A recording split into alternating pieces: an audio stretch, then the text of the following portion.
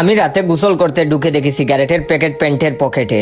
বের হয়ে আবার রুমে আসতে ইচ্ছে করলো না আমার, তাই বাথরুমে জানালার পাশে প্যাকেট রেখে গোসল শেষ করি। আমি গোসল করে বের হলাম, কিন্তু প্যাকেট নিতে আর মনে নাই। কিছুক্ষণ পর হুট করে মনে পড়লো দৌড়ে বাথরুমে যাই, গিয়ে দেখি প্যাকেট নাই। হুট করে মনে পড়লো আমার পরে মনে হয় আব্বা বাথরুমে গিয়েছিলেন।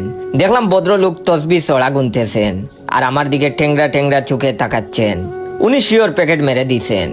আমি কি বলবো বুঝতেছি না, বুকটা ফেটে যাচ্ছে। আমার এক প্যাকেট ডার্বি সিগারেট। আমি আবার ব্যাক পেইনের কারণে এমনি ফ্লোরে পড়ে থাকি, এই রাতে আর নিচে নামা সম্ভব না।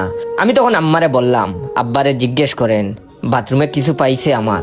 আম্মা তখন বললেন, বাথরুমে আবার কি রাখছস, টাকা পয়সা রাখছস কি?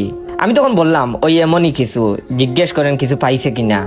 আম্মা আব্বাকে জিজ্ঞেস করলেন, কিছু পাইছো জয়ের? আব্বা তখন তসবি গুনতে গুনতে সূরা পড়তেছেন আর চোখ বন্ধ করে মাথা নাড়িয়ে হা বা না কি বললেন কিছুই বুঝলাম না। আমার তখন চিৎকার করে কাঁদতে ইচ্ছে করতেছে। এ কেমন ভাব? ওনার দরজার সামনেই ওনাকে দেখাইয়া 2 হাত তুলে দাঁড়িয়ে আছি। ওনাকে বুঝাচ্ছি আমি আল্লাহর কাছে বিচার দিচ্ছি। ভদ্রলোক আমার দেখা দেখি নিজেও 2 হাত উপরে তুলে ফেললেন।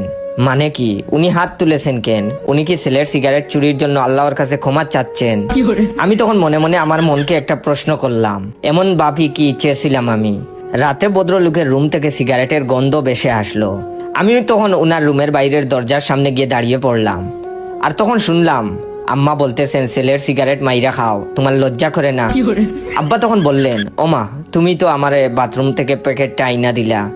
আমি জাস্ট মেঝেতে বসে পড়লাম, বুকটা চাপড়াচ্ছি আর ভাবতেছি আমি এই কাদের সাথে বাস করি, এরা কারা?